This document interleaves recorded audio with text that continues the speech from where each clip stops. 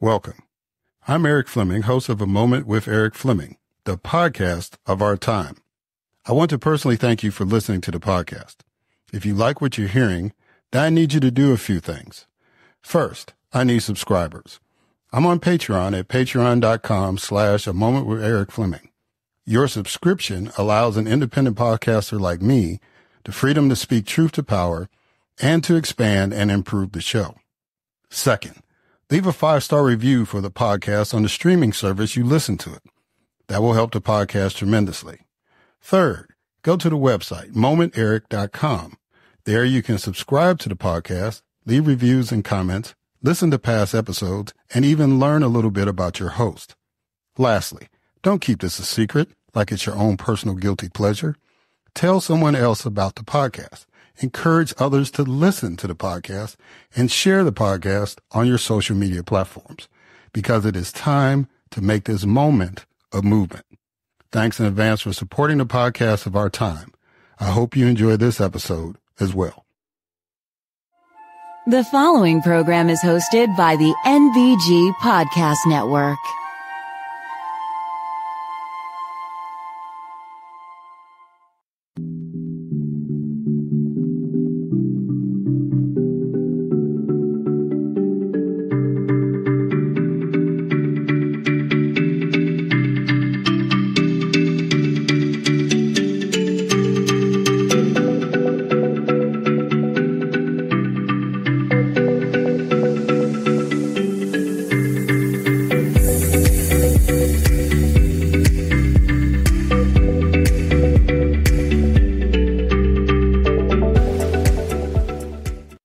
Hello, and welcome to another Moment with Eric Fleming. I am your host, Eric Fleming. Today, I have a guest that I think you will appreciate the conversation. You may not agree with everything, but I hope you get a better understanding.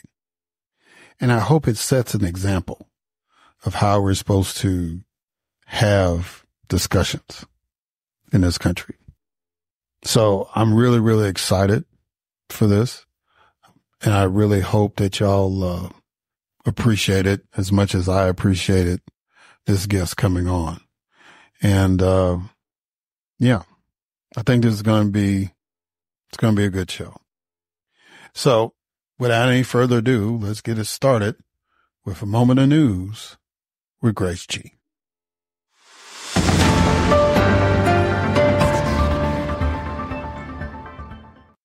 Thanks, Eric. President Joe Biden pardoned his son, Hunter Biden, after previously committing to not interfere with legal proceedings. Brian Thompson, CEO of United Healthcare's insurance unit, was fatally shot in a targeted attack outside a Manhattan hotel, with the assailant still at large. President-elect Donald Trump nominated Kash Patel, a former national security official, to lead the FBI.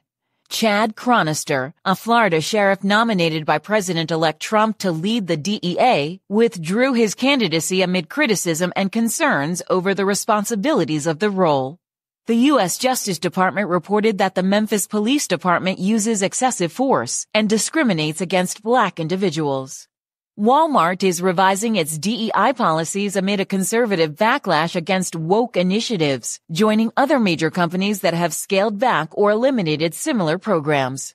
A U.S. judge is considering a federal takeover of New York City's Rikers Island jail due to the city's failure to improve violent conditions that endanger inmates and staff. Wisconsin Democratic Party Executive Director Ben Wickler has entered the race to chair the Democratic National Committee.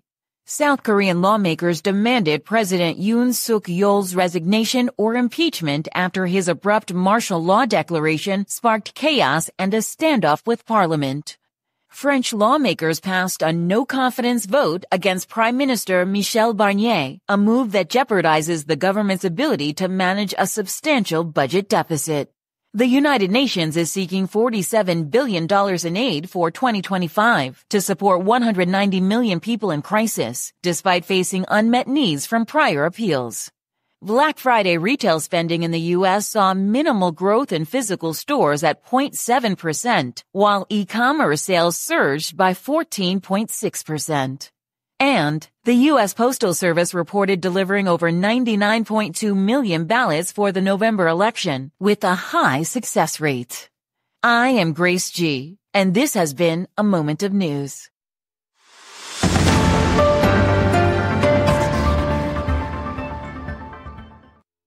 All right. Thank you, Grace, for that moment of news. And now it's time for my guest, Jamie Miller. Jamie Miller is a seasoned political consultant, mostly known for working in Florida, although he has been successful in North Carolina, West Virginia, and Mississippi as well. He is a former executive director of the Republican Party in Florida. He has managed or served, as senior advisor to 4 statewide campaigns, including president, governor, U.S. Senate, and attorney general. He now shares his political insights on his blog and YouTube channel and has authored a book titled American Speeches That Changed History. You can read and subscribe to his blog at www.reasonablearguments.com. Ladies and gentlemen, it is my distinct honor and privilege to have as a guest on this podcast, Jamie Miller.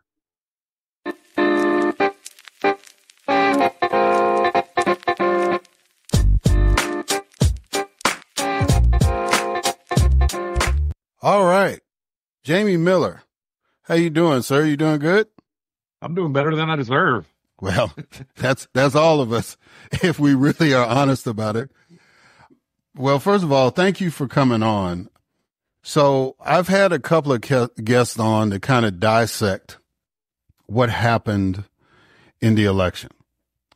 And I've had, basically they've been, independent writers. One kind of leans conservative, one kind of leans liberal.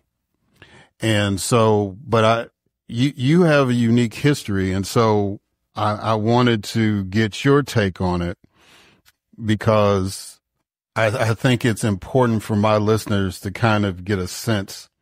As many, I hate to use the word autopsies, but as many analysis, I guess, of why the election went the way it went.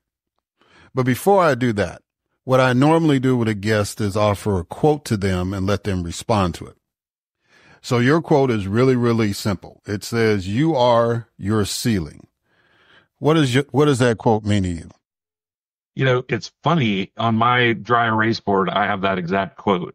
And to me, it means that, the only goals I've never met are goals I'm not set. And so for me, it's to encourage lofty and aspirational goals, because every goal that I have set, I have met. Yeah. I can relate to that. And being somebody that's been involved in politics, that's run for office, you kind of have to have that kind of mindset, which leads us into our discussion, because I don't think there's any higher goal in American politics than to run for president. So let me ask you, why do you think that Donald Trump won this election? You could probably dissect this at least 2 ways. One is, that you talk about the campaign that Donald Trump ran, and the other is the campaign that Harris ran. And so we'll start with Harris. I feel like she failed to tell people who she was, what she was going to do, and why she was qualified to do it. And at times, I think she maybe tap danced around one of those topics at a time. But I don't know that she ever explained those 3 things succinctly to the American people. And so I think whenever things like attacks came her way, she didn't have the foundation to repel them. And then you look at the campaign of Donald Trump, which I think history will show that he ran a much different campaign in 2024 than he did in 2016 or 2020. And I like to break it down as simply as in 2024, he practiced the politics of addition. And in those 2 previous campaigns, he practiced the politics of subtraction. And by that, I mean, if you wronged Donald Trump or you ran against him or whatever, he would call you little Marco or, whatever. And it would stick and he would stay mad at you. Right. And you were not going to be part of his administration. He really didn't care what you had to say. And compare that to 2024, where, he practiced the politics of addition. He brought in Robert F. Kennedy Jr. He brought in Tulsi Gabbard. He brought in, former, Nikki Haley spoke, at the Republican National Convention. So I felt like he tried to reach a larger electorate in 2024. And it appears that he is doing so with his cabinet picks. So I'm encouraged. I'm Republican. I write a right of center blog. I've certainly been around a lot longer than Donald Trump has been involved in politics. I probably will be around a lot longer, hopefully after he's done being president. And, so I like to think that, while I am right of center, I look at these things. I try to look at things. I try to view all 360 degrees of the elephant, so to speak. And, nobody gets to see them all, but I try to, my experience probably allows me to see more than most. And I think that's the basic breakdown of this political campaign. We can get into and dive into deeper on either one of those folks or what they did, but I think that's probably a pretty good,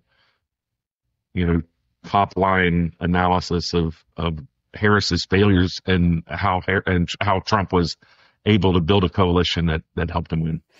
Yeah. So that's interesting. That's the first time I've heard anybody use the term addition with the Trump campaign, because people of my political thought and most people that, I guess, I don't know if you can call them fair or not, but most of the talking heads, they focused in on what he was trying to eliminate, like mass deportation or DEI or stuff like that. So it doesn't naturally equate to us. I'll just be general like that the word addition comes to mind. But you have a salient point. I don't remember people being as upfront as they were in previous elections that he ran. Like you said, he pushed away all the people that ran against him in the Republican primary in 2016. They just came on board because they wanted a Republican to be president. They were part of the party line. They're the devil we know, right? Yeah. On our side of the aisle, we say we'll vote for a yellow dog, right? Before we vote the other way. But seriously though, and so in 2020, yeah, you kind of, rinse and repeat. But I guess you do have a point, because he did make it an effort at his particular rallies to bring in different people, because he didn't have any opposition, for real. Although the one opponent that a lot of people thought would give him some grief was Ron DeSantis, and you weren't a big fan of him. You're from Florida, and you were very critical about Ron's campaign. I think you knew he was going to lose before he acknowledged it. And Ron has the same. Ron's been a great governor, and I've spoken and written about that ad nauseum. And certainly he'd be a great administrator, and therefore I support him being Secretary of Defense. Before that was floated, I think I was the first person to advocate Ron DeSantis as Secretary of the Navy, because they had already picked somebody to be Secretary of Defense, and I still support that because he's a great administrator. He's a little bit of a tone deaf politician, and I think he could learn from Donald Trump's 2024 campaign, because in the past, Ron DeSantis has been guilty of practicing the politics of subtraction. You're either with him or you're against him. And it's like that, just because I'm not with you on this one particular thing doesn't mean I'm against you forever. It just means that you and I disagree on this one thing. And he kind of takes it or in the past, he has taken it as a personal affront and would do the, kind of practice the politics of subtraction. So that's interesting that you brought up about because I want to get back to the Harris thing for a point, but since you brought up I brought up Governor DeSantis and you finish it off about the appointment. If I was in the United States Senate, I would, if I had my only choice was this guy, what's his name? Pete Hegseth. Am I saying his name right? I never mean to mispronounce anybody's name either, so I understand the struggle you're going through. But I would say it very similar to you, but we both could be wrong. Yeah, yeah. Hegseth or Governor DeSantis. I would say, well, if I only got these two choices, give me Governor DeSantis. One, because he's been a governor.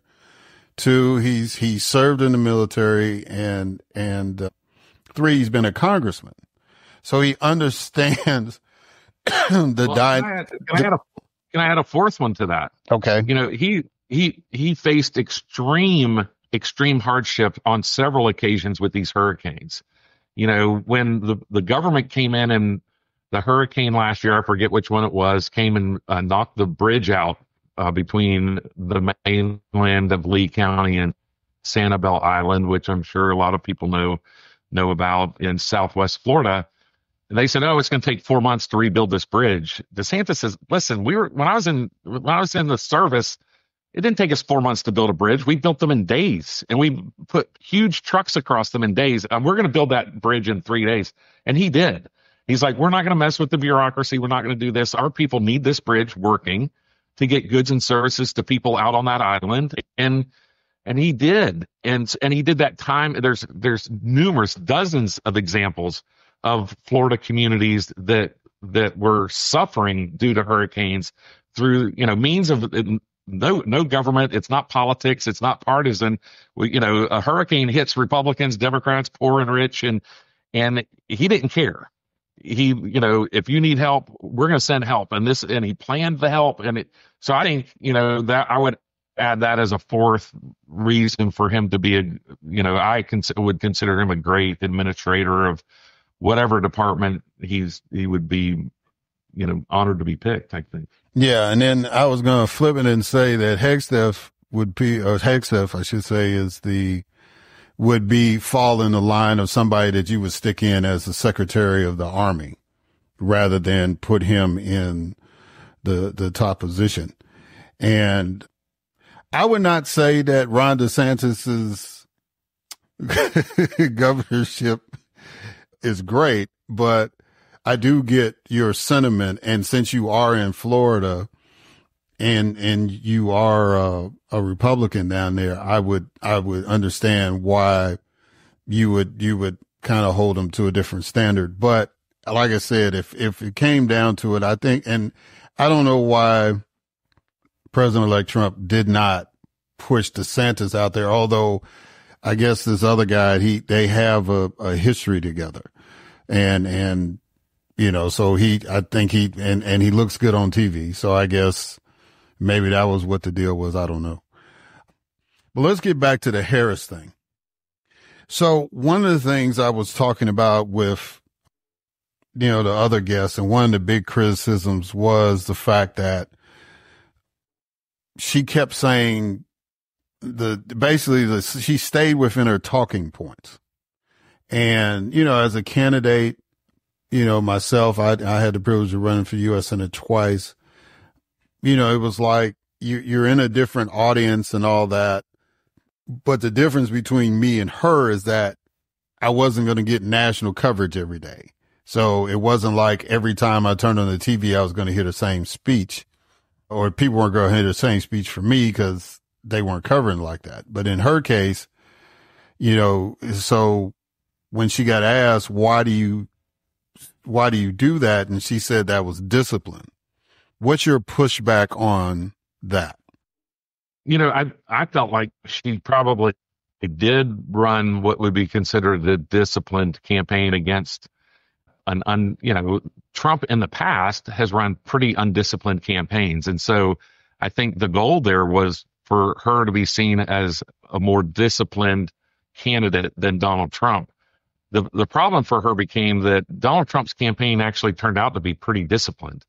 They kept to their talking points. They, some of the wild things that Trump would say on a daily basis. Let's say he made on a weekly basis instead. And so I say that the people who supported Donald Trump supported him because they believe he will lead us through fire, and they were willing to overlook the fires he sets because they know that he'll lead them through.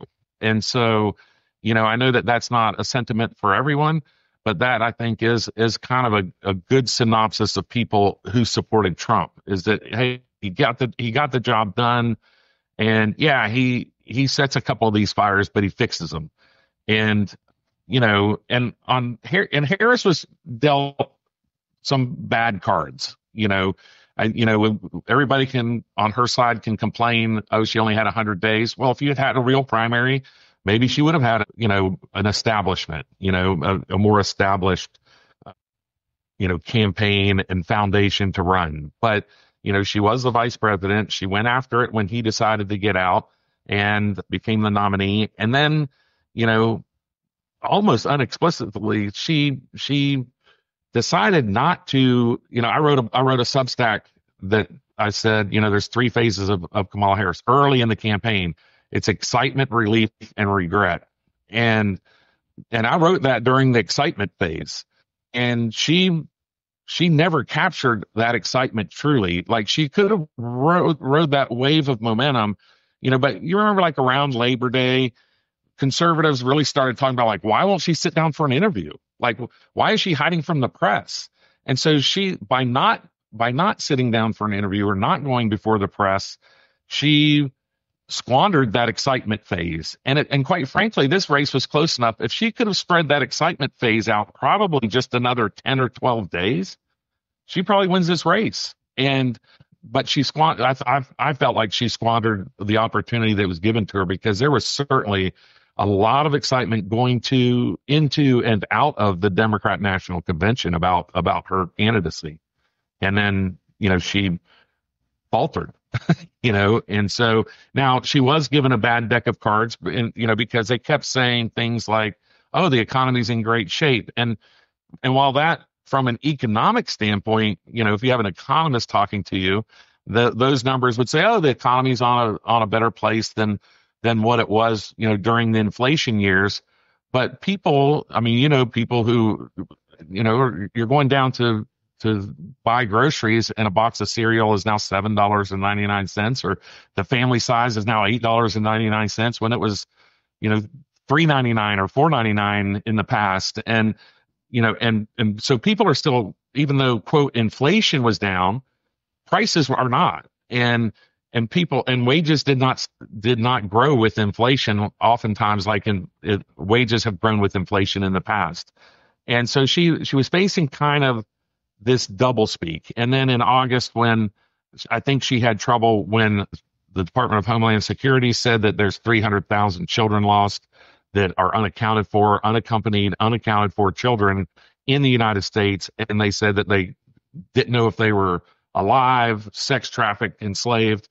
And she had no answer for it, and she didn't care to really talk about it, right? And so instead of saying, hey, I recognize there was a problem, this is my plan to fix it, she just ignored it. And I think that hurt her. The DEI, I think, was another issue that Republicans, grabbed hold of. And I think that people misunderstand, DEI programs, affirmative action, we used to call it, and all those sorts of things where, those programs are put in place to try to ensure that about 30% of the population, let's say, is treated fairly in things like hiring and in jobs, large corporations. While those programs are put in place to protect 30% of the population, they apply to 100% of the jobs. And so I think enough people reached a level where they're like, hey, I'm in my mid 40s, I'm 50, and I just got passed over for promotion by a 28-year-old who is less qualified than me, but they check another box. And whether that's true or not, I think that was a sentiment that was felt out there among the electorate. And there were other things, I think, where Democrats went too far. Of course, you mentioned the open border, and there was really no recognition of that number one was a problem, or number two, they had a plan to fix it. Another one, and I think this plays into the inflation, And in Florida, this was a big deal. I know in a lot of places it's not a big deal. I think in very cold climates, it's a big deal. But when you start talking about things that haven't even really hit us to evacuate Miami-Dade, Palm Beach, and Broward counties, which are Fort Lauderdale and West Palm Beach, those three counties in Florida are the population of Maryland. Maryland's the 10th most populated state in our country. And if you have to evacuate them with electric vehicles, they make it to Disney World in Orlando before they have to recharge. And there's just no mechanism in place for a mass evacuation of people in electric vehicles. And where I live in Sarasota, Florida, we have one of the best beaches in the world, Siesta Key, and it was evacuated and people left their electric vehicles. And when Siesta Key, in a lot of these places, the garage is flooded, but the houses did not because the houses are higher. But the electric vehicles are obviously in the garage. They caught on fire, and we lost at least a dozen houses on Siesta Key because of electric vehicle fires. And so I think that Democrats ignored a lot of practical application issues that Americans were feeling. They either ignored it or didn't understand that their policies were negatively impacting real people.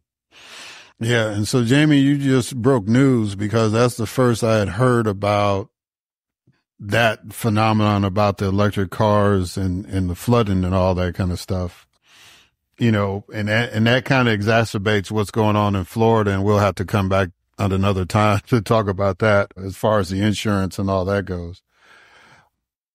So let me ask you this. On your website, you have a quote that says, "History repeats itself, but in such cunning disguise that we never detect a resemblance until the damage is done." So throwing that quote in the context of this question, should Americans be concerned about democracy in America? I write on every election day. I post on social media, whether it's a presidential year or in Florida, we have our gubernatorial elections in non-presidential years. I write that we are very fortunate as Americans that we are able to, number one, have these discussions and voice our opinions through our votes. But truly, we're really the only people in the world who can tell our government and our government leaders that they've gone too far. And so you're on the left, I'm on the right. If you and I agree that our government has gone too far on anything, there's enough mechanisms in place that our leaders will listen to us. And, so I truly do believe that. And so, no, I don't think that democracy is at stake. I don't think democracy was at stake if Harris won, because of my foundational belief that American people are stronger than its government. And while we argue about our government, and it certainly makes for fun and interesting podcasts, it's, when we decide, I really think in this election, not DEI, but certainly the transgender issue went too far when you have boys in girls' bathrooms, boys in girls' sports, and men in women's prisons.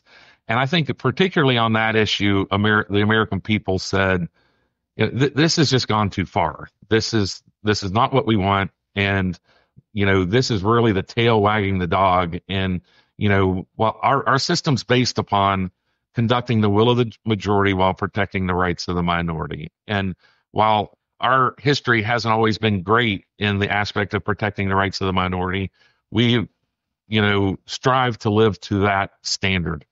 And this was certainly a case where, certainly the minority was driving the policy against the majority. And I think the majority stood up at this election and said, this is too far. Well, and that's going to be an interesting dynamic, because now there's actually a member of the transgender community in Congress, Nancy Mace. If we didn't know, Nancy Mace guaranteed that we knew. And real quick, what's your take on how she's approached it? Before you answer, let me tell you how I would have done it. I know I would have approached, because of her history, I would have approached Representative McBride and just had a conversation and, let them know my discomfort or my concerns and all that stuff. And then I think, what Representative McBride, what she said as far as she had already made arrangements because she kind of felt that there was going to be some pushback. I think that they could have settled that privately and, and everybody keeps it pushing, as I would say.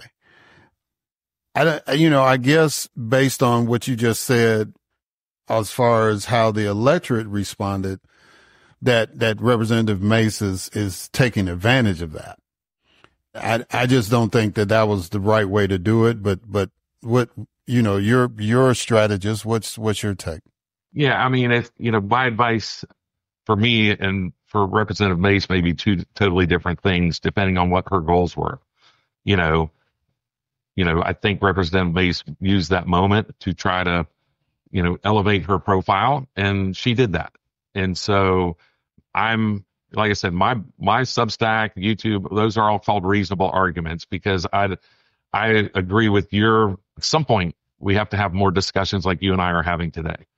And the right and left have to, and I think that's one reason why I want to appear on podcasts like yours, because, when we have these discussions, I think it shows it shows our politicians, it shows us that, hey, number one, people out in the real world are getting along, despite, everybody arguing at a Thanksgiving dinner, right? So, but when we can disagree and still be professional about it. And I think that's what you're suggesting, is that Representative Mace could have handled this in a more professional manner. And I agree with that. If her goal was to fundraise and to elevate her profile, then she met that goal probably. And that's unfortunate. That's an unfortunate part of our political environment, especially right now where extremism is on both sides is kind of how politicians raise money instead of being workers who get things done by trying to build consensus. I've been around in politics long enough that, it was the consensus builders who were able to make a great living in it, right? And so now it's, hey, can I write the meanest darn email to the extremist people so I can, raise $5 a piece? And, that some of that I would go back. There's probably a podcast on its own would be about the Citizens United case. I'm one of the few Republicans who feel like that was a moment in history that I think historians will look at and say, okay, this division that we're facing right now, that was a pivotal U.S. Supreme Court case that kind of brought around this division. But I don't want to go on too big of a tangent on that unless you care to. But I think that I think that Republicans, with what I think the electorate said, which I've already stated, want to put a line in the sand and say, listen, if you're a man, use the men's room, and we all know, nobody looks at a 1 hour old baby and says, oh, look at my transgender baby. It's either a boy or a girl. And, it is a good bit of environment that determines whether or not somebody wants to be transgendered. And I could care less what adults do. I've never been somebody, that's never been a hill I want to die on. I'm a very libertarian when it comes to adults and their freedoms. Now, I have advocated that all things adults should be 21, which would include voting and being drafted, right? But if you're going to have drinking at 21, everything should be 21, or everything should be 18. Buying a gun should be 21. But, we say you're an adult at 18, so you should be able to do everything at 18, not gradually become an adult. Anyway, that's another tangent. But I think that Representative Mace, did what I think her supporters wanted her to do, which was make a public stand in the halls of Congress and say men should use men's room and women should use women's rooms. Yeah. So let me get back to the gist of why I asked that particular question about democracy, because you mentioned the word extremism, and I think one of the big concerns I had, and And the first time that Donald Trump was president, whenever I went to DC, I said, take me to the National Archive first. And they would say, why? I said, I just want to make sure the Constitution's still on display. Cause I've never seen anything in his leadership style that makes me feel comfortable that he respects the Constitution. And I listened to a lot of his rhetoric and a lot of his supporters' rhetoric during the campaign season this time. And, you know, just some of the words that they used and phrases and all that. You know, that's why all this talk is going on about authoritarianism and fascism and all that. And I get it that the president of the United States is a strong executive, but there's limits to that. And he's come across as he wants to push those limits as far as he can.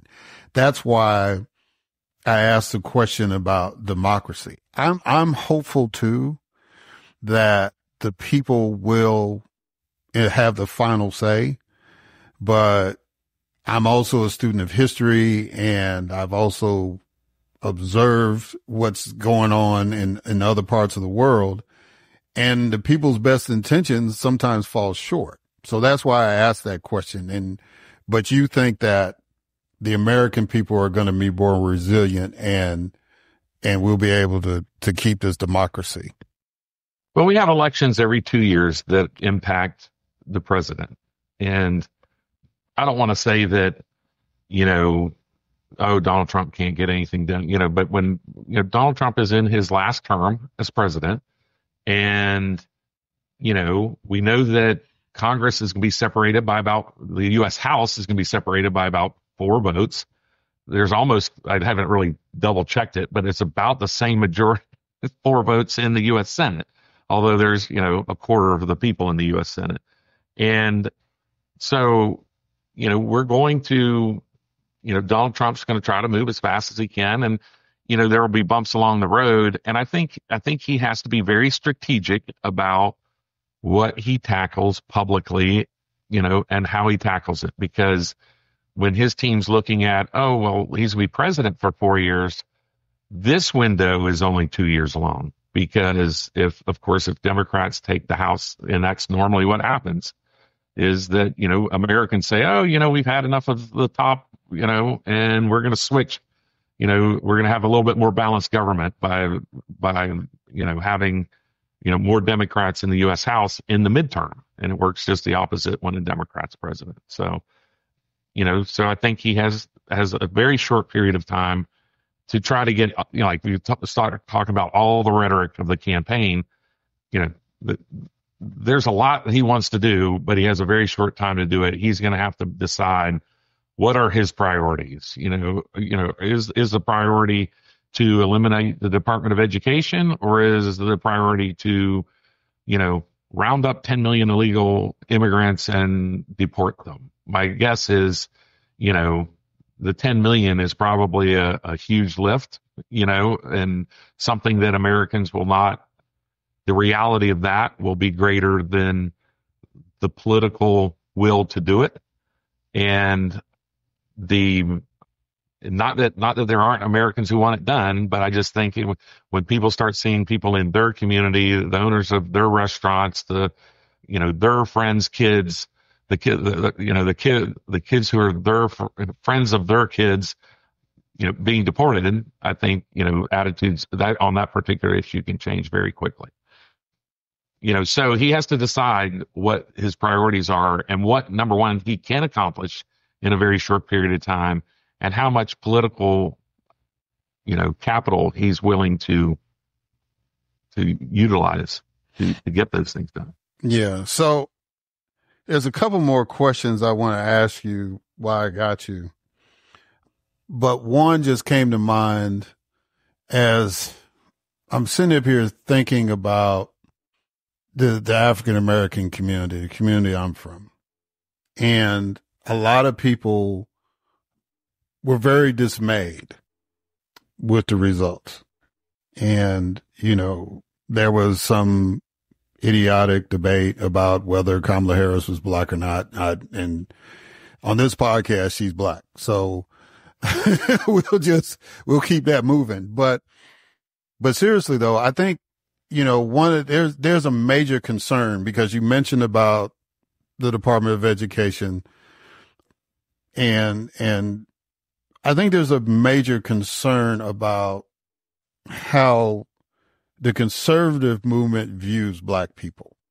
We talked about DEI and how people misinterpreted that, and that was your words, not mine. But what would you say?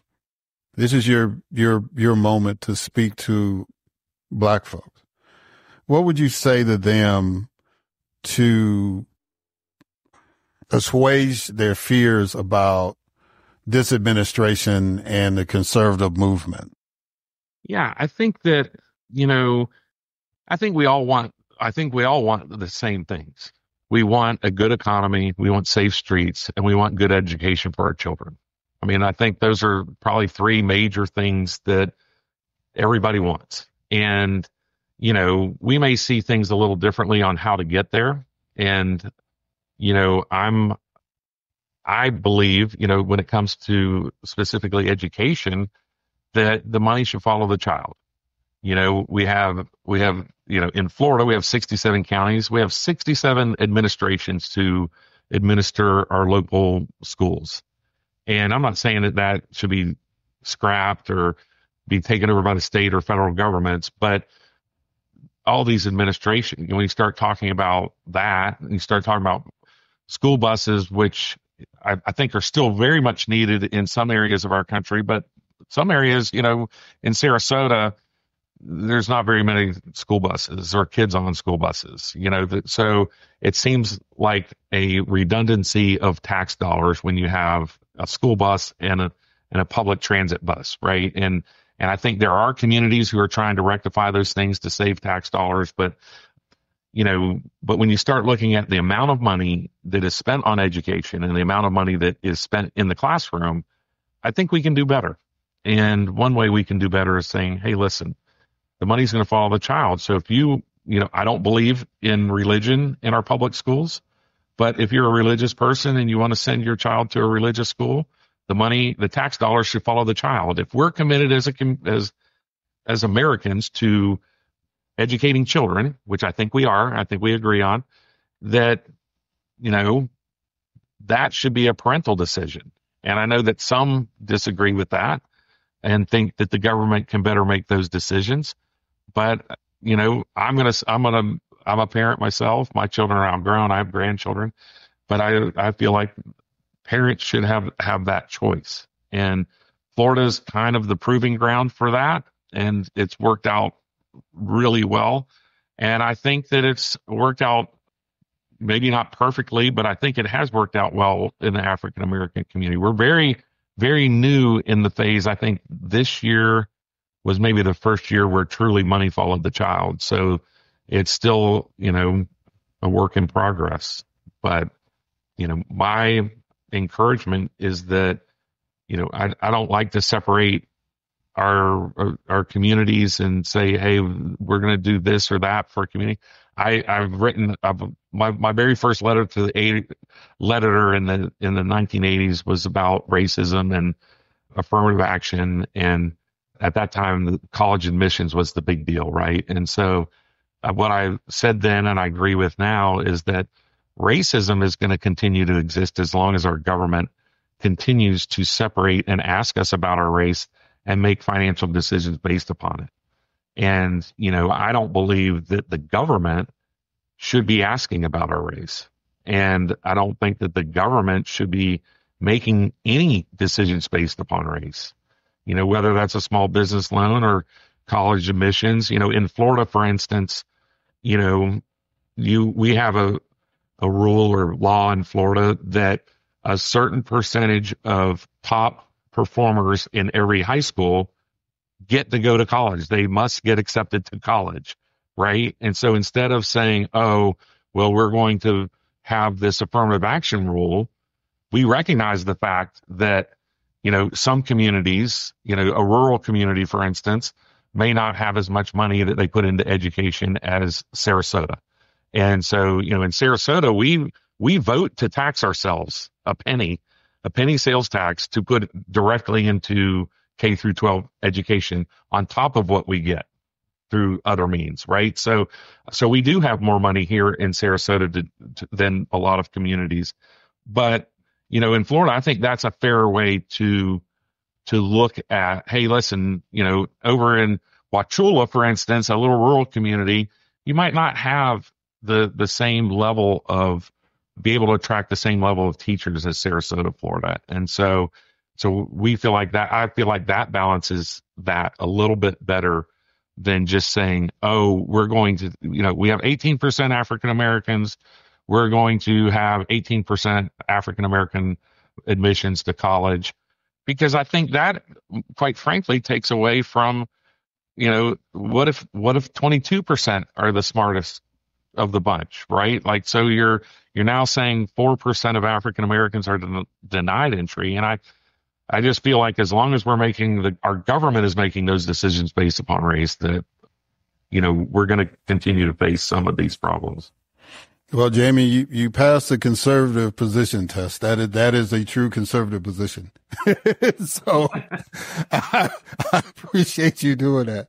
Let's close it out with, I'm going to combine the two questions, and it might be a little awkward, but I think you can handle it. The first part is, what motivates voters more, fear or hope?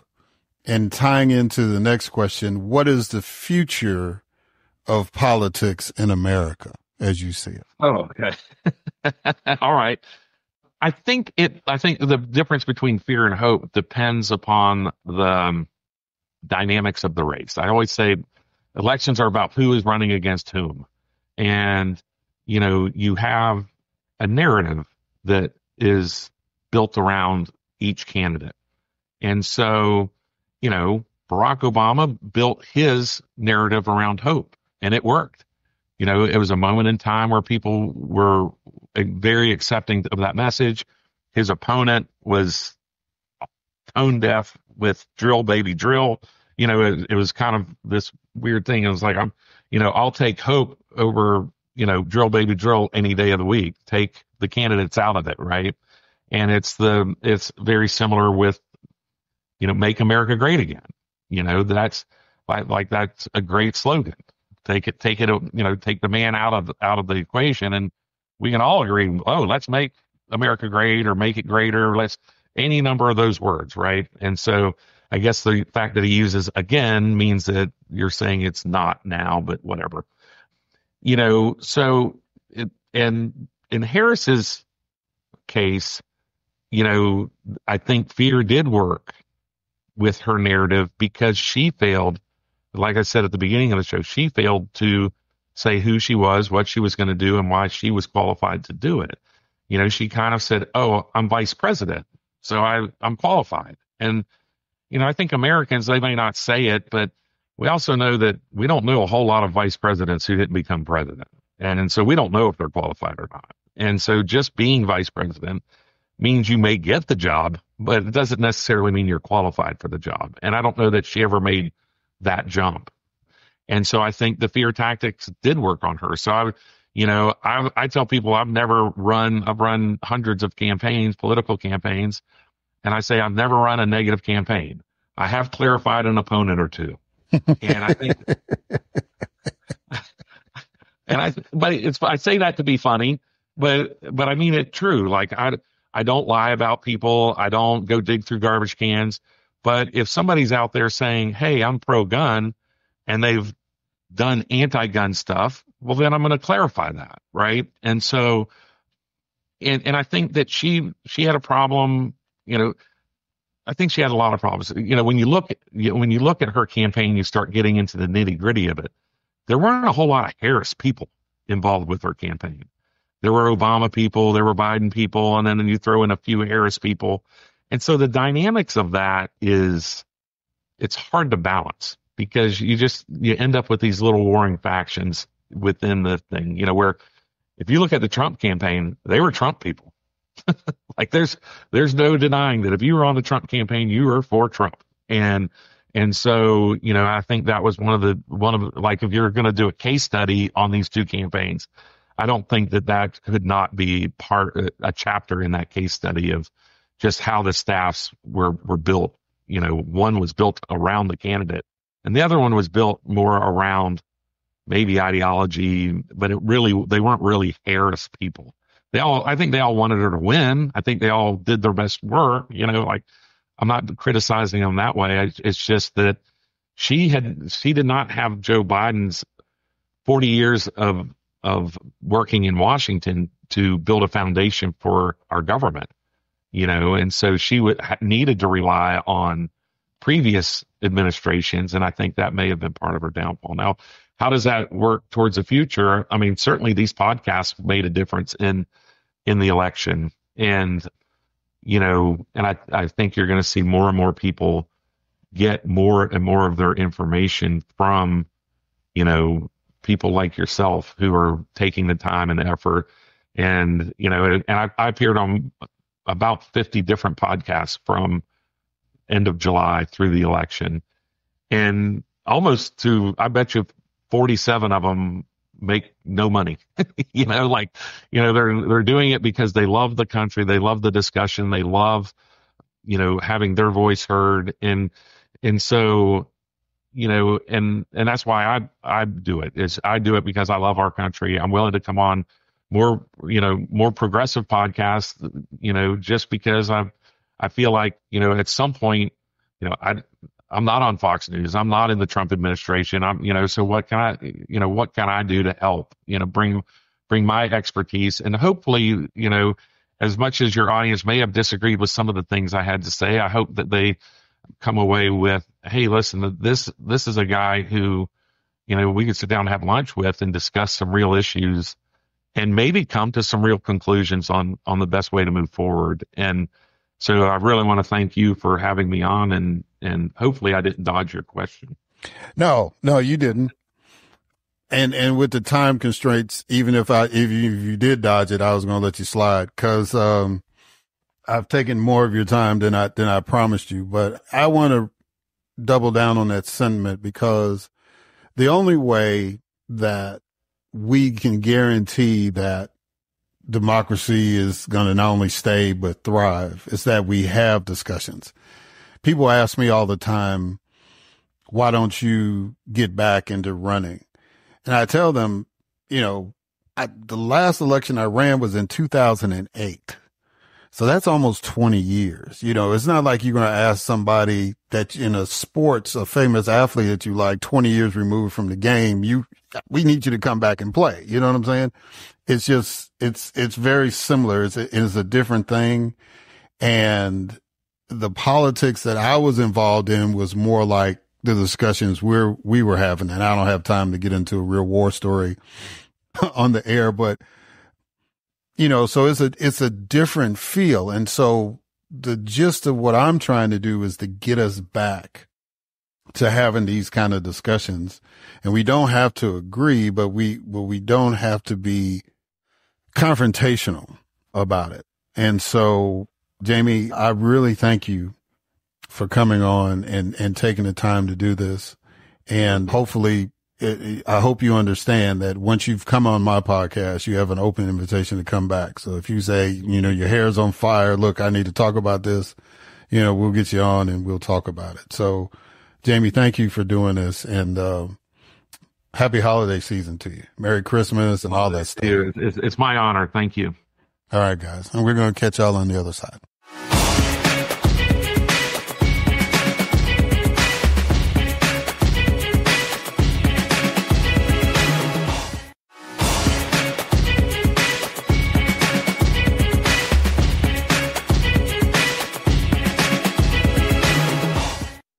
All right. And we are back. So I hope y'all got some out of that discussion. Jamie, again, thank you for coming on. I really appreciate Jamie Miller. And I forgot, we got so caught up in the thing, I forgot to give him a chance to promote, what he does and all that kind of stuff. But, like I said in the intro, you can go to www.reasonablearguments.com and and read his stuff and kind of understand why I reached out to him to come on. And, all this contact information and all that stuff is on there. So I apologize, Jamie, for not giving you that. I usually give guests the opportunity to, pub whatever they're doing and how people can reach out to them. So like I said in the interview, next time you come back on, we'll make sure we do that. A couple of things from that we really didn't get into, but we got into it with the Secretary of Defense appointment and all that. I think that we as a community, when I say community, I'm talking about Black folks, African Americans. And I do want to make that clear too. You'll hear me interchange that because that's me. I know some people are trying to, for whatever reason, separate that. And I'll probably mention that several times until people come to their senses that Black American, African American are interchangeable. They're not unique. They're not separate. And if you listen to my last podcast, I basically kind of explained where my mindset is on that. But we have a unique opportunity to decide how this thing is going to go. And I've noticed now that some of the emotion has gone away, that people are talking about collaborating again. People are talking about engaging again. And, those of us who are committed to the work, we have to take our losses as well as our victories and keep it moving. So I'm encouraged because we're at a point now where we cannot go back. That wasn't just a campaign slogan for Vice President Harris. That is a mindset. We can't go back. We've got to keep moving America forward. We can't recess. And so we need to have real discussions about how that looks. And we need to have people having calm, rational interactions to move this thing forward. And we can't really get distracted by, sound bites and tweets and all this other stuff. So we have to engage. It's easy to take your ball and go home. If the game is not going the way you want, you can do that when you're a child. But as adults, we can't do that. We've got to continue to be engaged. We've got to continue to fight. We've got to continue to raise our voices. And, we've got to be willing to stand in places where we're not comfortable and let people know how we feel. In other words, in the old colloquialism, when I get hurt, I say, ouch. And as long as we have the right to do that, we should do that. I think what you saw on the other side was that they were able to effectively connect with pain. And when I say pain, means struggles, meaning economic struggles, meaning worries about day-to-day stuff. And it doesn't mean that we acquiesce to fear or anger, but we do need to say ouch when we hurt. And, I don't know if you can effectively boycott anything anymore. Doesn't hurt to try, but there's got to be some way that we let these companies, for example, that are now saying, oh, it's, because of the backlash, right? we're going to renege on all the promises we made in 2020. And we've got to say ouch to that. And we've got to remind people that if you want to make money in America, you need to be diverse. You need to be diverse in your office. You need to be diverse in your marketing. You need to be diverse in your brand. You can't go from one extreme to the other. Oh, we're going to be blackety black. And then 4 years later, we're going to scrap all that. We have the right to say ouch when that happens.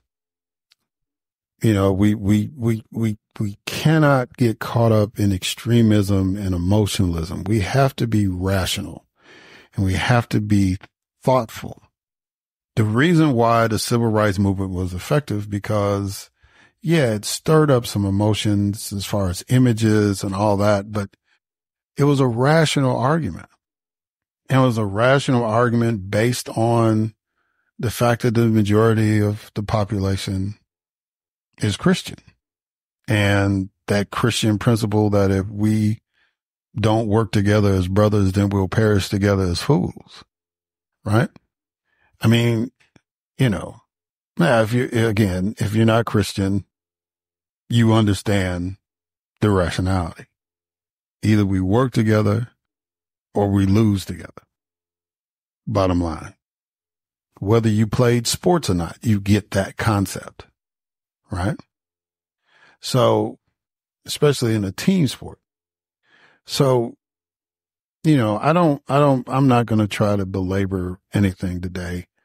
I just want us, especially Black people, especially African American people.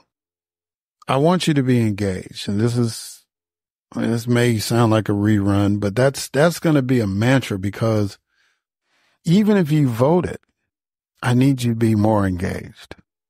Right? And I'm not saying that you got to jump on every issue and all that. And I'm definitely not saying that you need to be a political junkie like me. I have made that appeal many, many times. But what I will say is that we need to understand what is going on. We need to understand government enough to understand its impact and how we can change that. And last episode, I stressed voting, but there's other ways to be engaged in between elections. One of the most important things is knowledge. You got to know what's going on before you can address it. And, you know, in the newscast, it takes time, but things are happening, right? You heard about what was going on in Memphis. You've heard what's going on in Rikers Island. You've heard what's going on in Fulton County Jail. That's because people got engaged and said, we can do better. And even though, you know, some people got elected in spite of all those concerns that may have turned a blind eye or may not have effectively dealt with those situations that I mentioned, you still have a voice. And if you feel that the people that are in positions now with the problem can be the people to solve them, you vote accordingly.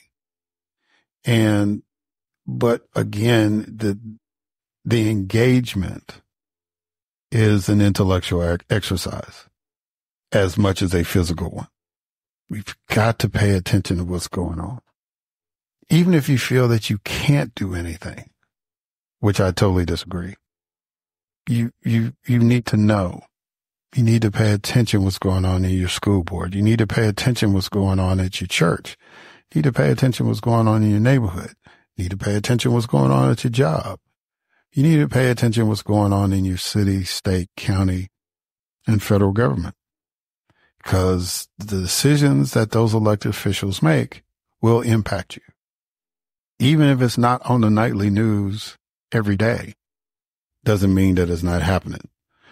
I'm in Atlanta, haven't heard any recent coverage about Cop City, the training center that they want to build, but it's still an issue.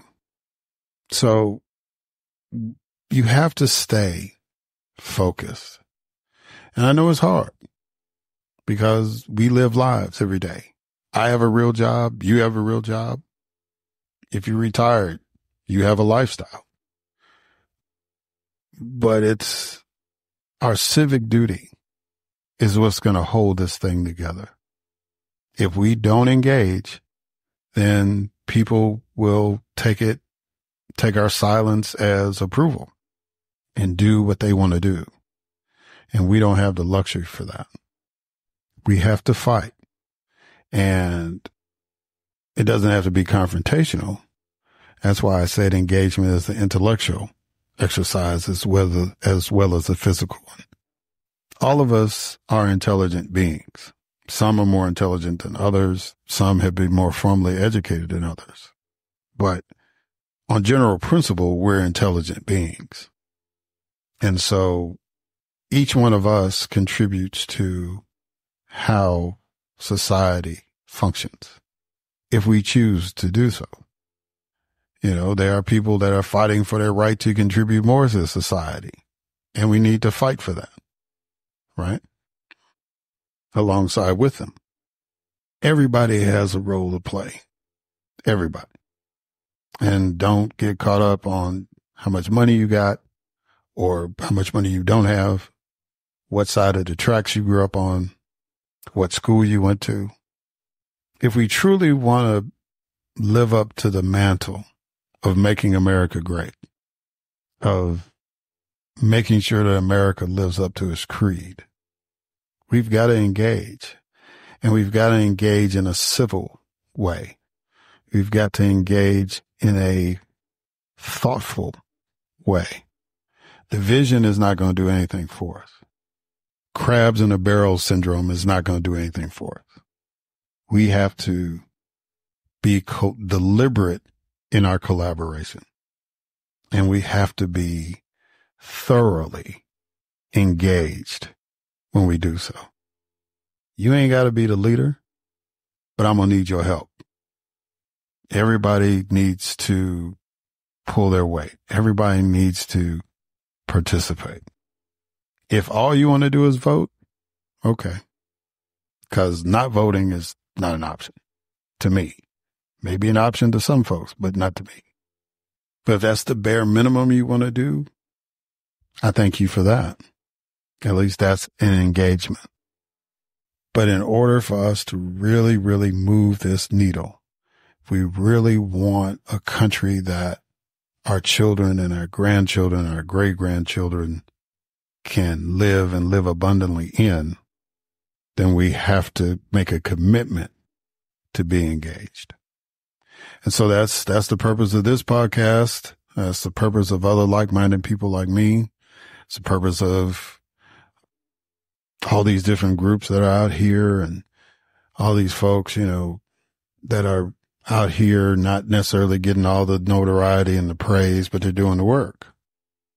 It's that dedication when people show up to teach our children. It's that dedication to show up at your job to make products that are beneficial. It's your job when you work for the government. Anything that you do should be contributing. But when it comes to our governance, there really shouldn't be any barrier to that other than your will to do so. I can't make you do it, but I promise you that the more of us that are engaged, the more of us that are involved, the better our chances to succeed and to advance and to move forward. Thank y'all for listening. Until next time.